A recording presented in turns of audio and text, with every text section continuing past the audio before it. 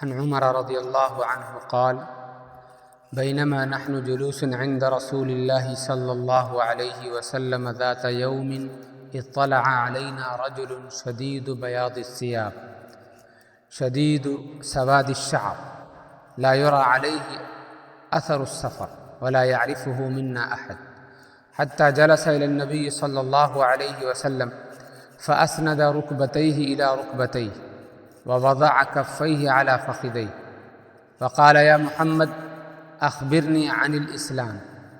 فقال رسول الله صلى الله عليه وسلم: الإسلام أن تشهد أن لا إله إلا الله وأن محمد رسول الله وتقيم الصلاة وتؤتي الزكاة وتصوم رمضان وتحج البيت إن استطعت إليه سبيلا. قال: صدقت. فعجبنا له يسأله ويصدقه. قال: فأخبرني عن الإيمان.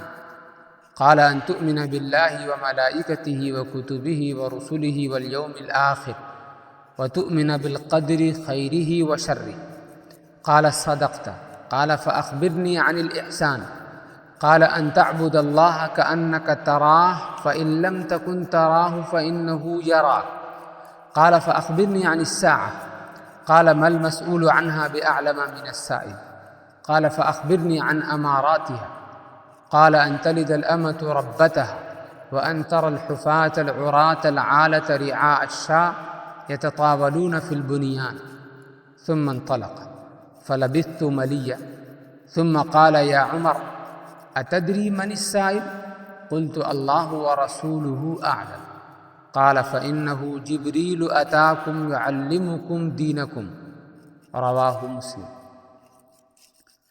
حضرت عمر بن خطاب رضی اللہ عنہ سے مروی ہے، فرماتے ہیں کہ ایک دن ہم رسول اکرم صلی اللہ علیہ وسلم کی خدمت میں بیٹھے ہوئے تھے کہ ایک شخص جس کے کپڑے نہایت سفید اور بال بہت سیاہ تھے ہمارے پاس آیا۔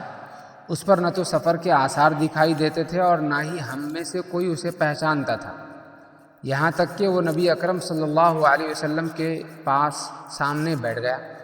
اس نے اپنے گھٹنے آپ کے گھٹنوں سے ملائے اور ہاتھوں کو اپنی رانوں پر رکھا۔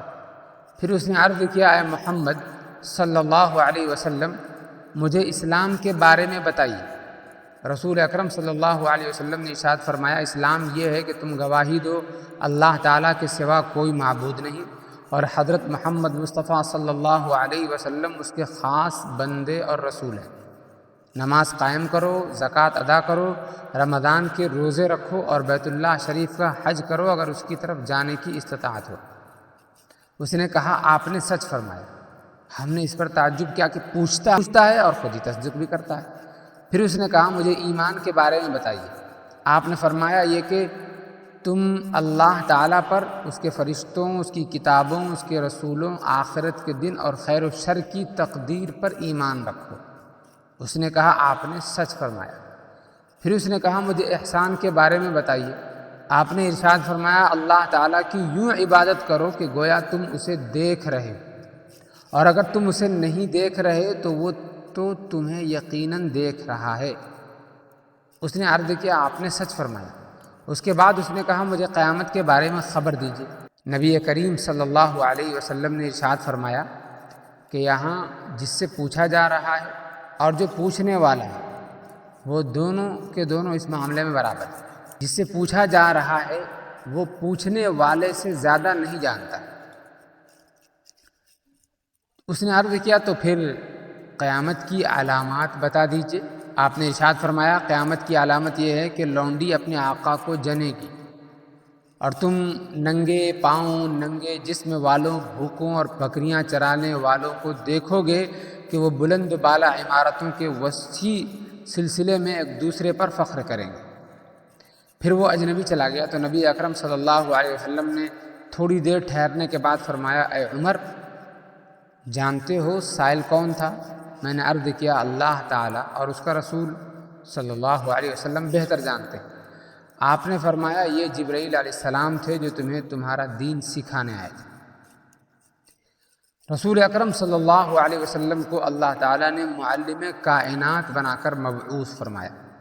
آپ کی تعلیم کے مختلف انداز تھے، کبھی آپ خود مسئلہ بیان فرما دیتے، کبھی صحابہ کرام رضی اللہ عنہ کے پوچھنے پر ارشاد فرماتے، اور کبھی کوئی اجنبی شخص آ کر مسائل پوچھتا، آپ جو جواب ارشاد فرماتے اس سے صحابہ کرام کو بھی بالواسطہ علم حاصل ہو جاتا، اور سامنے والا جو پوچھتا تھا اس کو بھی بات معلوم ہو جاتی۔ یہاں یہی تیسرا طریقہ اختیار کیا گیا۔